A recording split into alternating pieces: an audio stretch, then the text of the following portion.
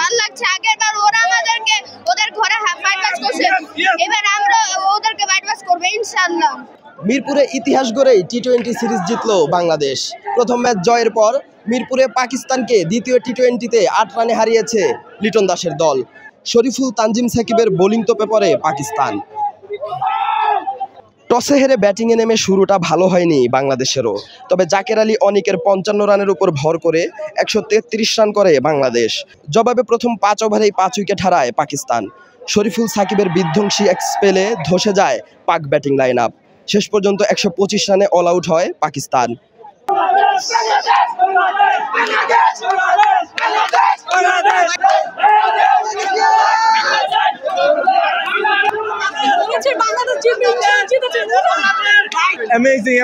অসাধারণ অসাধারণ। নতুন বাংলাদেশের জন্য এটাই প্রয়োজন ছিল। ইতিহাস গড়েই পাকিস্তানের বিপক্ষে প্রথমবারের মতো টি-20 সিরিজ জিতল বাংলাদেশ। প্রায় এক দশক আগে মিরপুরে পাকিস্তানের বিপক্ষে সবশেষ টি-20 জিতেছিল টাইগাররা। সময়ের পালা বদলে পাকিস্তানকে এখন হোয়াইট ওয়াশের দ্বার প্রান্তে নিয়ে এসেছে বাংলাদেশ।